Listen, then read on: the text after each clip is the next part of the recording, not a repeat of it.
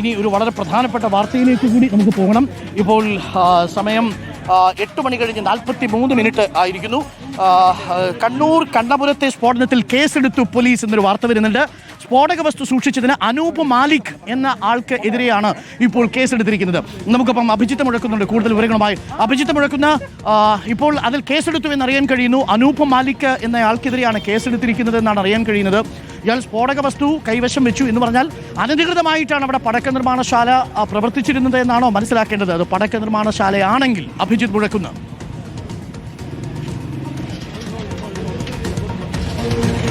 അരുൺകുമാർ, അങ്ങനെ ഒരു സംശയത്തിലേക്കാണ് കാര്യങ്ങൾ എത്തുന്നത്. ഇപ്പോൾ എക്സ്പ്ലോസീവ് സബ്സ്റ്റൻസ് ആക്ടിലെ 3-5 വകുപ്പുകൾ പ്രകാരം കണ്ണപുരം പോലീസ് കേസെടുത്തിട്ടുണ്ട്. അതിൽ അനൂപ് മാലിക് എന്നയാൾക്കെതിരെയാണ് പോലീസ് കേസെടുത്തിട്ടുള്ളത്.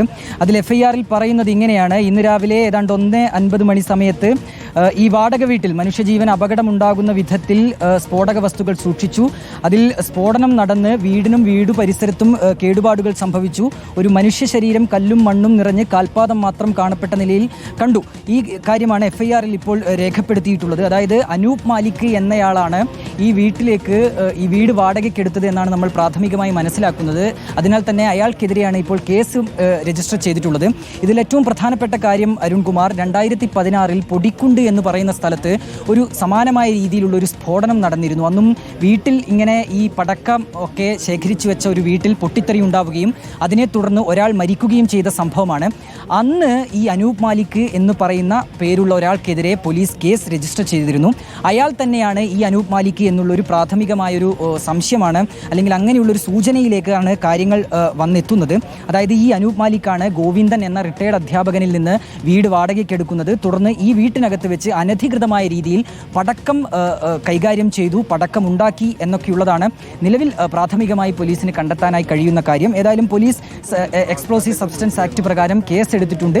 പോലീസ് അന്വേഷണവുമായി മുന്നോട്ട് പോവുകയും ചെയ്യുകയാണ്. നിലവിൽ ഇപ്പോൾ പരിശോധന അവിടെ ഇപ്പോൾ പുരോഗമിച്ചു കൊണ്ടിരിക്കുകയാണ് അരുൺകുമാർ. JCB ഉൾപ്പെടെ എത്തിച്ചിട്ടുണ്ട്. അവിടെ നിന്ന് ഈ മണ്ണൊക്കെ മാറ്റി അവിടെ ഇനിയിപ്പോൾ ആരെങ്കിലും കൂടുതൽ പേർ കുടുങ്ങിക്കിടക്കുന്നുണ്ടോ എന്ന സംശയം, അതിലൊരു വ്യക്തത വരുത്തുകയാണ് ഇപ്പോൾ അവിടെ പുരോഗമിച്ചു കൊണ്ടിരിക്കുന്നത്. സിറ്റി പോലീസ് കമ്മീഷണർ ഉൾപ്പെടെയുള്ള ഉദ്യോഗസ്ഥർ ഈ പ്രദേശത്തേക്ക് എത്തുകയും ചെയ്തിട്ടുണ്ട്. അദ്ദേഹത്തിൻ്റെ പ്രതികരണം അല്പസമയത്തിനകം തന്നെ വരും എന്ന് നമ്മൾ പ്രതീക്ഷിക്കുകയാണ്. കാരണം ഇക്കാര്യത്തിൽ ഒരു കൂടുതൽ വ്യക്തത അദ്ദേഹത്തിന് തരാൻ കഴിയും എന്നുള്ളതാണ് നമ്മൾ പ്രതീക്ഷിക്കുന്നത്. ഏതായാലും ഇന്ന് പുലർച്ചെ 2 മണി സമയത്ത് നടന്നൊരു അപകടമാണ്, ഒരു വലിയ ദുരന്തമാണ് അരുൺകുമാർ. അതിൽ ഒരാളുടെ മരണം ഏതായാലും സ്ഥിരീകരിച്ചിട്ടുണ്ട്. ആരാണ് മരിച്ചത് എന്നതടക്കമുള്ള കാര്യങ്ങളിൽ കൂടി ഒരു വ്യക്തത വരേണ്ടതുണ്ട്. നാട്ടുകാർ ശബ്ദം കേട്ട് ഇവിടെ എത്തുമ്പോൾ കണ്ട കാഴ്ച, ഈ വീട് പൂർണ്ണമായും തകർന്ന നിലയിലായിരുന്നു. നിലം പരിശായി കിടക്കുകയായിരുന്നു ഈ വീട്. ഈ ദൃശ്യങ്ങളിൽ കാണുന്നത് പോലെ തന്നെ നമുക്ക് കാണാൻ കഴിയുമെന്ന് പ്രതീക്ഷിക്കുകയാണ്. ഓടുപാകിയ ഒരു വീടാണ്. ആ വീട് പൂർണ്ണമായും താഴേക്ക് പതിച്ചിട്ടുണ്ട്. അതിൽ നാട്ടുകാർ വന്നപ്പോൾ ഒരാളുടെ കാൽപാദം മാത്രമാണ് കണ്ടത്. പിന്നീട് പോലീസിനെ വിവരം അറിയിച്ചു. കണ്ണപുരം പോലീസ് എത്തി, ഫയർഫോഴ്സ് എത്തി. നടത്തിയ തെരച്ചിലാണ് ഒരാളുടെ മൃതദേഹം കണ്ടെത്തിയത്. നിലവിൽ ഇപ്പോൾ മൃതദേഹം ആശുപത്രിയിലേക്ക് മാറ്റുകയും ചെയ്തിട്ടുണ്ട്. ഇനിയിപ്പോൾ കൂടുതൽ പേർ അവിടെ കുടുങ്ങിക്കിടക്കുന്നുണ്ടോ എന്ന കാര്യത്തിൽ വ്യക്തത വരാൻ വേണ്ടിയുള്ള തിരച്ചിലാണ് പുരോഗമിക്കുന്നത്. അവിടേക്ക് പ്രവേശനം നിരോധിച്ചിട്ടുണ്ട്. കാരണം മറ്റ് ഉഗ്രശേഷിയുള്ള സ്ഫോടക വസ്തുക്കൾ അവിടെ ഉണ്ട് എങ്കിൽ അങ്ങോട്ടേക്ക് ചെന്ന് കഴിഞ്ഞാൽ അത് വലിയൊരു അപകടത്തിലേക്ക് കാര്യങ്ങൾ കൊണ്ടുചെന്നെത്തിക്കും. അതിനാൽ തന്നെ ആ രീതിയിലുള്ള ക്രമീകരണങ്ങൾ, പ്രവേശനത്തിലുള്ള നിരോധനമൊക്കെ പോലീസ് അവിടെ ഏർപ്പെടുത്തുകയും ചെയ്തിട്ടുണ്ട്. മറ്റൊരു പ്രധാനപ്പെട്ട കാര്യം, ഈ വീടിന് തൊട്ടടുത്തുള്ള നിരവധി വീടുകൾക്ക് കൂടി കേടുപാടുകൾ സംഭവിച്ചു എന്നുള്ളതാണ്. ഒരു വീടിൻ്റെ ഓട് തകർന്നിട്ടുണ്ട്, മറ്റൊരു വീടിൻ്റെ ജനൽ ചില്ലുകൾ തകർന്നിട്ടുണ്ട്. അതായത് അത്രമാത്രം ഉഗ്രശേഷിയുള്ളൊരു സ്ഫോടനമാണ് ഈ വീട്ടിൽ നടന്നത് എന്നുള്ളതാണ് ഇപ്പോൾ നമുക്ക് ലഭ്യമായിട്ടുള്ള വിവരം.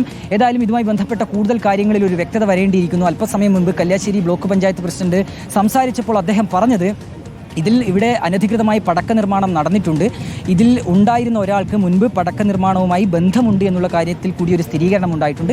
ഏതായാലും പോലീസാണ് അക്കാര്യത്തിൽ കൂടുതൽ വ്യക്തത വരുത്തേണ്ടത്. അവിടെ ഒരു ബോംബ് സ്ഫോടനമാണോ ഉണ്ടായത്, പടക്കം നിർമ്മിക്കുന്നതിനിടെ ഉണ്ടായ സ്ഫോടനമാണോ എന്ന കാര്യത്തിലൊക്കെ വ്യക്തത വരുത്തേണ്ടത് പോലീസാണ്. അല്പസമയത്തിനകം തന്നെ city police commissioner Nithin Raj മാധ്യമങ്ങളെ കാണുമെന്നാണ് നമ്മൾ പ്രതീക്ഷിക്കുന്നത്. ആ ഘട്ടത്തിൽ അദ്ദേഹത്തിൽ നിന്ന് കൂടുതൽ വിവരങ്ങൾ നമുക്ക് ലഭ്യമാകുമെന്നും പ്രതീക്ഷിക്കുന്നു. അരുൺകുമാർ.